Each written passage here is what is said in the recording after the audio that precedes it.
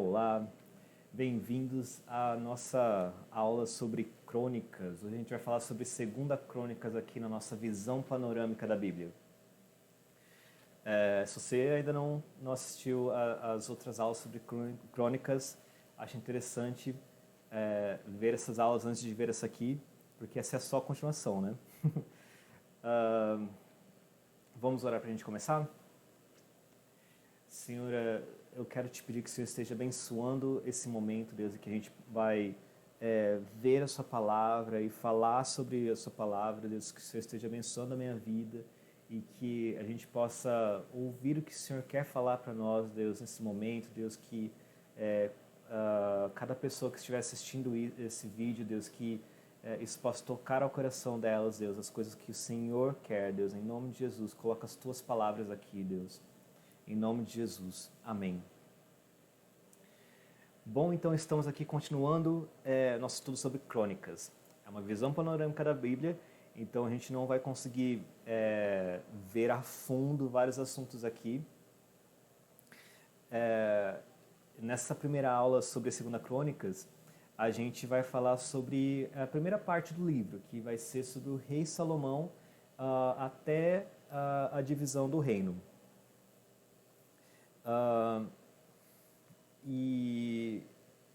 Então a gente começa aqui com Salomão, né, filho de Davi, subindo ao trono. Uma coisa interessante sobre crônicas e que eu mencionei até na aula anterior, talvez nas aulas anteriores, é que há um objetivo para a escrita desse livro.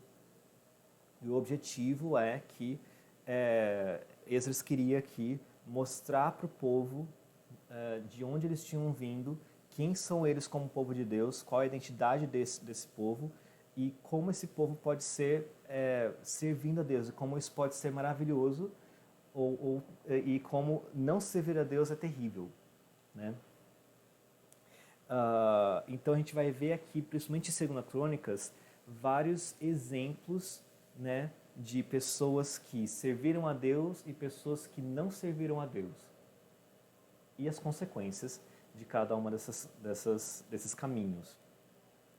A primeira pessoa que a gente vê aqui em 2 Crônicas é Salomão, né, o rei Salomão. Como o objetivo aqui de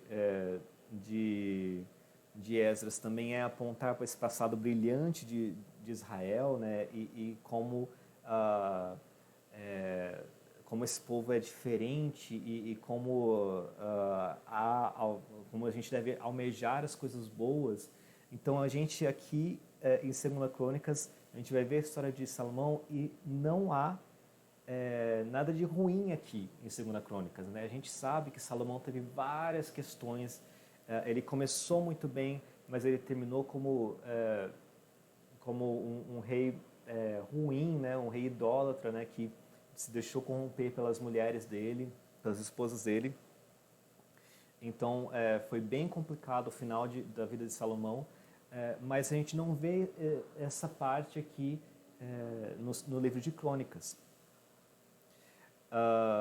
Só lembrando também, né, o livro de 2 Crônicas é uma continuação de 1 Crônicas, era tudo um livro só foi dividido porque quando passou do original, né, do hebraico para o grego, dobrou o tamanho do livro, né, porque no original não existia vogal, e com vogal, logicamente, vai dobrar o tamanho das palavras. Então, por isso que precisou dobrar dividir os livros, dividir o livro, né, de 1 e 2 Crônicas. E aqui, então, a gente não vai ver as coisas ruins da história de Salomão, né? Só coisas boas. Bom, a gente começa a 2 Crônicas falando sobre a sabedoria de Salomão, né? No capítulo 1 mesmo, nos versículos de 10 a 12, diz assim, né, de Salomão orando a Deus, Salomão pedindo a Deus, né, diz assim: dá-me, pois, agora sabedoria e conhecimento para que possa sair e entrar perante esse povo, Pois quem poderia julgar a esse tão grande povo? E aí Deus responde essa oração, né? Salomão pede sabedoria para julgar o povo. E aí Deus responde essa oração. Deus disse a Salomão: porquanto houve isso no teu coração, e não pediste riquezas, nem bens, nem honra, nem a morte dos que te odeiam, nem tampouco pediste muitos dias de vida, mas pediste para ti a sabedoria e o conhecimento para poderes julgar a seu povo, sobre o qual te constituí rei, sabedoria e conhecimento te são dados. Então, Deus concedendo o que Salomão tinha pedido e mais, porque ele concedeu sabedoria e conhecimento, né? Mas aí ele fala também: e te darei riquezas, bens e honras, quais não teve nenhum rei antes de ti, nem depois de ti haverá. E realmente, né? O reinado de Salomão foi um negócio ímpar na história aqui. A gente vai ver, né, lá no capítulo no capítulo 2 e 3, no capítulo 2, por exemplo, fala assim, né, no capítulo 2, 5, fala: a casa que estou para edificar, fala a respeito da, desculpa, essa aqui é da majestade do templo, mas da riqueza mesmo de Salomão, fala, acho que é mais para o final, acho que é lá para o capítulo 8, ou 9, no capítulo 9, que fala da riqueza de Salomão, né? Salomão fez com que o ouro fosse tão abundante, né, em Jerusalém, que a prata não tinha tanto valor, né? Então, e fala sobre a rede de comércio que Salomão tinha e de como ele geria essas coisas. Então, realmente, foi um reinado muito ímpar, né? O reinado de Salomão. E muito próspero, muito, muito próspero. E isso tudo está aqui, lembrando, né? Esdras coloca tudo isso aqui para focar o povo nessa grandeza do passado deles, né? Para focar o povo em que há algo melhor, de que eles estão saindo do exílio, mas há algo melhor ainda para eles, né? Algo grande que eles podem perseguir, essa grandeza que eles podem perseguir. Enfim. Então a gente começa o livro falando sobre a sabedoria de Salomão. E a gente tem várias histórias sobre a sabedoria dele, né? Eu não vou me alongar muito nisso, porque o meu pai, né, o Rogério, já falou sobre isso, né? O Estevão também comentou sobre Salomão, né, que falou sobre Samuel, o livro de Samuel. E meu pai falou sobre o livro de Reis. Então, eu vou focar aqui em outras coisas também, né? Uma das coisas que eu queria mencionar é que no capítulo 2 aqui, né, os versículos 5 e depois no 3 também, no versículo 4 a 9, enfim, fala um pouco sobre a grandeza do templo, né? Então, Davi tinha esse desejo de construir um templo para o Senhor, né? E Salomão foi quem executou isso. Muito interessante que no final de 1 Crônicas, Davi passa para Salomão as plantas desse templo, né? Então, Davi passa tudo, não só o material, mas também as plantas do templo, como que ia ser tudo mesmo, né? De tamanho e lugar das coisas, né? E Salomão fica com essa tarefa de construir realmente. Salomão destaca, né, em vários versículos, né, e os 5, né, o 2 e 5 é um deles, né, que diz que a casa que estou para edificar há de ser grande, porque o nosso Deus é maior do que todos os outros deuses, né? Então, fala sobre a grandeza de Deus e a necessidade desse templo ser uma coisa assim fora do comum mesmo, né? Uma riqueza inigualável. E há um zelo nesse momento sobre isso, né? E Salomão há muito detalhe assim sobre como esse templo era maravilhoso, como existiam é, trabalhos de artesãos muito refinados para esse templo. E o material que eles usaram, tudo de muita riqueza, muita majestade.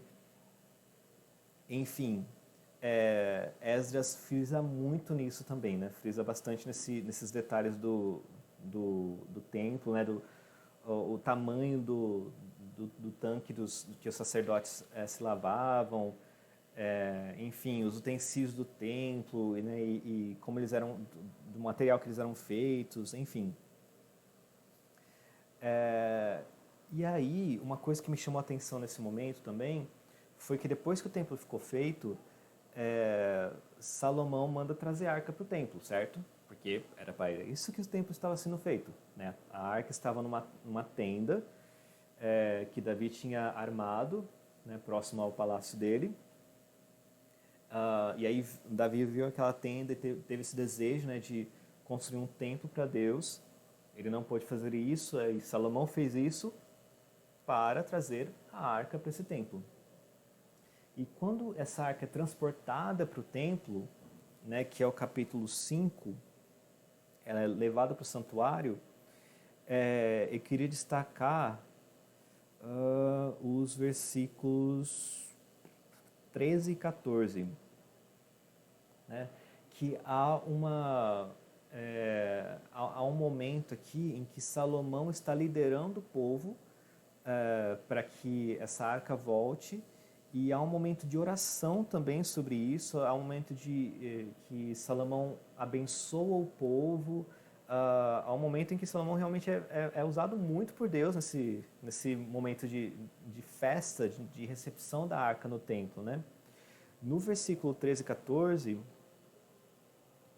a gente tem um pouquinho, né, uma palhinha do que estava acontecendo, né? Então, no capítulo 5, versículos 13 e 14 diz o seguinte: E aconteceu que, quando eles uniformemente, algumas bíblias dizem todos juntos, né, tocavam as trombetas e cantavam para fazerem ouvir uma só voz, bendizendo e louvando o Senhor, e levantando eles a voz com trombetas, com símbolos e outros instrumentos musicais, e louvando o Senhor e dizendo: porque Ele é bom, porque a sua benignidade dura para sempre. Então a casa se encheu de uma nuvem, a saber, a casa do Senhor. E os sacerdotes não podiam permanecer em pé para ministrar por causa da nuvem, porque a glória do Senhor encheu a casa de Deus. Então houve assim uma visitação da presença de Deus nesse momento, né? Ali no templo, em meio ao louvor, em meio à festa que o povo estava fazendo para receber a arca, muito, muito importante, muito diferenciada, né? Isso me chamou bastante atenção dessa vez aqui, em que eu li Crônicas. E aí, Salomão, depois desse momento, né, dessa visitação, Salomão ora abençoando o povo.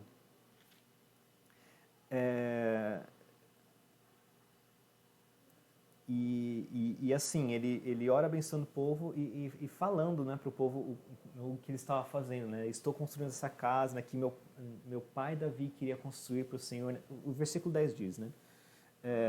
Assim confirmou o Senhor a sua palavra que falou, porque eu me levantarei em lugar de Davi, meu pai, e me assentei sobre o trono de Israel, como o Senhor disse, e edifiquei a casa ao nome do Senhor Deus de Israel, né? Então Salomão dizendo, né? Está acontecendo o que Deus falou, né? Eu me levantei e construí a casa que Davi queria que eu construísse, né? Para o Senhor Deus de Israel. Então ele relata para o povo, ele explica para o povo o que está acontecendo. A glória de Deus visita, né? O povo, o templo novamente, né? Meu, isso aqui também é fantástico, né? No capítulo 7, né? Olha só, no capítulo 7, versículo 1 diz assim: E acabando Salomão de orar, que ele estava orando pelo povo, certo? e explicando o que estava acontecendo e orando pelo povo. E acabando de Salomão de orar, desceu fogo do céu e consumiu o holocausto, os sacrifícios, e a glória do Senhor encheu a casa. Então pensa nessa cena, né? Salomão no meio disso e dirigindo o povo para esse momento, e Deus vindo e consumindo o holocausto, consumindo o sacrifício. Enfim.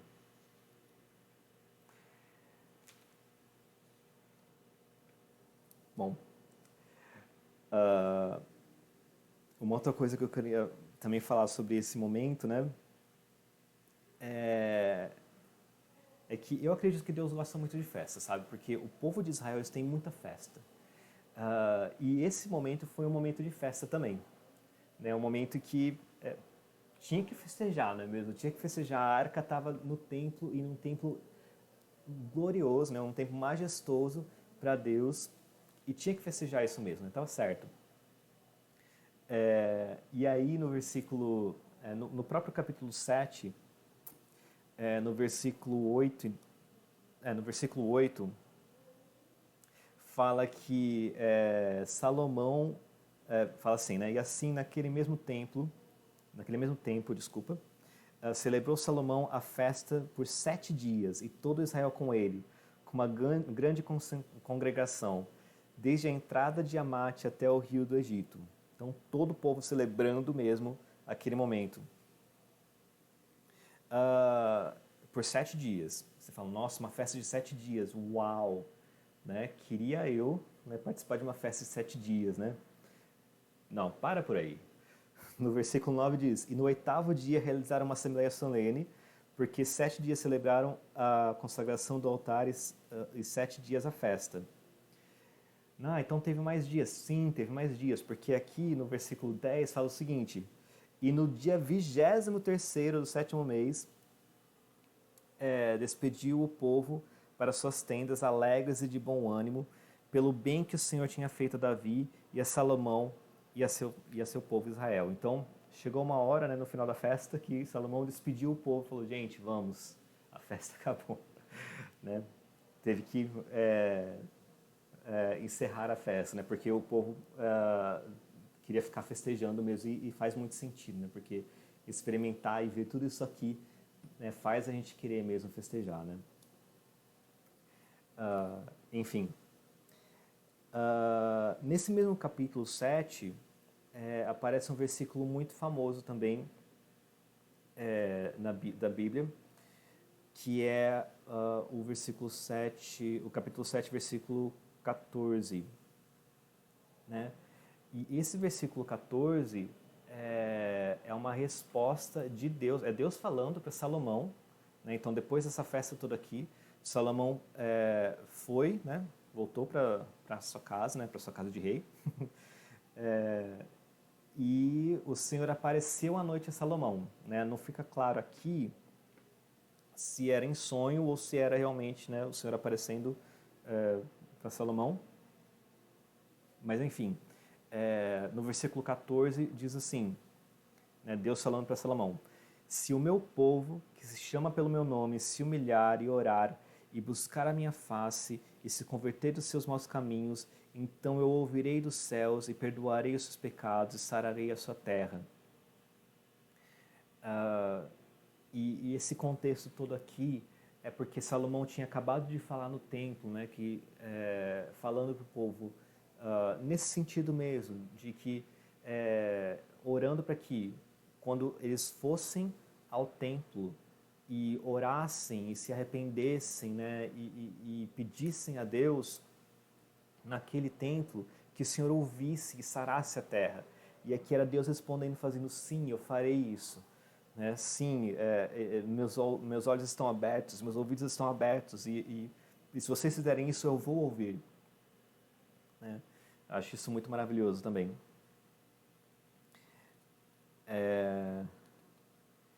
E nesse mesmo momento aqui, né, Deus também fala sobre os olhos dele estarem sobre Salomão e estarem sobre essa casa, não sobre Salomão, né, sobre essa casa, sobre esse templo, sobre Jerusalém. de ele querer habitar lá também, né? Enfim. E aí, essa primeira parte do livro de Segunda Crônicas termina falando com Salomão, falando sobre outras conquistas de Salomão também, né? De cidades que ele edificou, da visita da rainha de Sabá, né, que era uma rainha lá da... como é que eles falam aqui? Bom, enfim, de uma região ali da África, muito rica, muito sábia, e que foi ver com os olhos dela o que Salomão, qual que era a fama de Salomão, né? E que era essa fama, né, de sábio e de conhecedor, e ela foi, questionou e realmente encontrou ele sábio, né, e incomparável, né, com outros reis e outros momentos. Interessante também falar sobre a rainha de Sabá, que ela também é retratada como uma pessoa muito sábia também, né? Então acho legal esse destaque, né, que Esdras dá também sobre essa personagem. E aí termina essa primeira parte falando sobre as riquezas de Salomão e de todo o comércio que ele tinha, de todas as ligações que ele tinha, políticas ali, geopolíticas ali naquela região, e realmente como ele mudou a cara daquela região do mundo. E Salomão morre, né, no final do capítulo 9, e seu filho Roboão assume. Então, e aqui começam problemas. Problemas relatados em crônicas, né? Porque a gente sabe que Salomão teve muitas questões também. Filho de Salomão foi Roboão. E aí, quando Roboão assume o trono, o povo vai até Roboão e pede um alívio de impostos, né? Salomão tinha construído um grande reino, mas os impostos estavam muito pesados, e esse povo vai até Roboão para que ele alivie um pouco os impostos. Os conselheiros, né, os anciãos que serviram a Salomão aconselham Roboão a que ele realmente faça isso, a que ele realmente alivie um pouco os impostos, e convenhamos, não seria um problema, né, porque a economia ali do lugar era muito forte, ele já tinha muita riqueza, ele não precisava, né, de tudo isso, ele não precisava, né, de mais impostos, ele podia aliviar os impostos realmente. E é esse o conselho que os anciãos dão para ele, né? Isso está no capítulo 10, versículo 7. Né? Os anciãos dizendo para Roboão, sim, faça isso, né? Alivie os impostos. Porém, aí tem o versículo 8. Porém, ele Roboão, deixou o conselho que os anciãos lhe deram e tomou conselho com os jovens que haviam crescido com ele e que estavam perante dele. E que conselho maravilhoso foi que esses jovens deram para Roboão? Que ele fosse firme e que exigisse mais ainda de impostos do povo. E há até uma fala um pouco, né, eu diria até um pouco imatura, talvez, de Roboão respondendo para o povo. Então, depois desse conselho que ele resolveu seguir, desses jovens que cresceram com ele, obviamente não tão experientes quanto os anciãos que aconselhavam os pais de Roboão, né, os anciãos que aconselhavam Salomão, uma resposta muito imatura de Roboão falando que se o pai dele foi pesado, né, se Salomão foi pesado, o dedo mindinho dele é mais grosso que as costas de Salomão. Veja, isso é coisa de falar, né? Enfim. E isso gera uma revolta no povo, né? O povo já estava, né, não estava muito contente com a situação. Roboão tem essa devolutiva para o povo, e aí o povo, há uma cisão, né? Há uma separação. O povo, então parte do povo resolve seguir Jeroboão. E de onde veio Jeroboão? Esse Jeroboão aqui, tem outro Jeroboão que aparece também na história aqui de Israel, mas esse primeiro Jeroboão que aparece aqui, ele tinha acontecido uma questão com Salomão, e ele tinha fugido para o Egito, e aí com a morte de Salomão ele volta, e ele lidera essa pergunta, esse questionamento do povo, né, para realmente abaixar os impostos e tal. E aí com essa resposta de Roboão, ele então é feito rei por parte do povo. E lembrando também, né, que como Crônicas, ele meio que concorda, meio não, né, ele concorda completamente com os outros livros, né, com Reis e com Samuel. Só com Crônicas você não vai entender quem é esse Roboão. Desculpa, quem é esse Jeroboão. Mas a história dele é toda tratada lá nos livros anteriores, né? E aí, por isso que tem que ler aqueles para entender esse aqui também. E aí, então, há essa divisão do povo. Então, a parte norte do reino de Israel, que são 10 tribos ali, né? Acaba seguindo acaba seguindo Jeroboão, e a parte sul, que é Judá, praticamente só Judá, né? Mas na verdade são 2 tribos, permanece seguindo Roboão, que era da linhagem de Davi. Então essa parte norte, né, que acaba sendo chamada de Israel do Norte, segue Jeroboão e não segue Deus mais. Por quê? Porque no sul é que fica Jerusalém. Roboão fica reinando de Jerusalém. E aí fica o reino de Judá. E no norte fica Israel do Norte, com Jeroboão reinando por pouco tempo, diga-se de passagem. E a gente não vai ver em Crônicas nada da história desse reino do norte. A gente vai ver em Crônicas a história de Judá, que é o que interessa pra gente, que foi o povo que foi para o exílio da Babilônia e voltou. O povo de Israel do Norte foi para o exílio da Assíria, né? Eles foram dizimados pela Síria e nunca mais voltaram, foram realmente dizimados. Por quê? Porque eles não seguiram a Deus, não só nessa situação de seguir a de seguir a Roboão, eu precisava de um mapa aqui, de seguir a Roboão, né, que era da linhagem de Davi, mas não só isso, mas eles seguiram Jeroboão e toda uma linhagem de reis que não seguia o Senhor, né, que não seguia o Senhor Deus de Israel. Eles seguiram outros deuses, eles se corromperam, eles se prostituíram, fizeram outras coisas que não era seguir o Senhor. E por isso foram dizimados.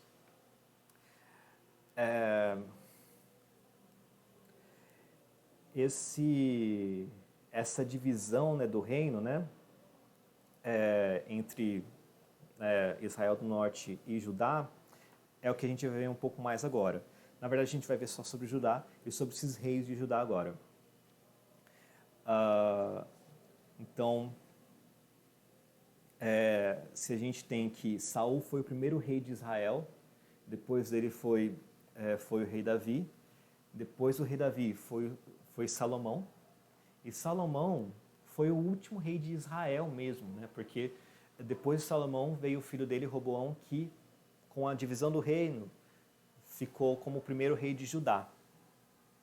Então agora a gente vai ver todos os reis de Judá, desde Roboão, que a gente já viu um pouco agora, até os últimos reis de Judá. No final da vida de Roboão, ele se arrepende, tá? Em Crônicas, a gente fala um pouco sobre isso, né? Em 2 Crônicas, no capítulo 12, fala um pouco sobre o castigo, né, de Deus para Jeroboão. Jeroboão não está mais nessa história.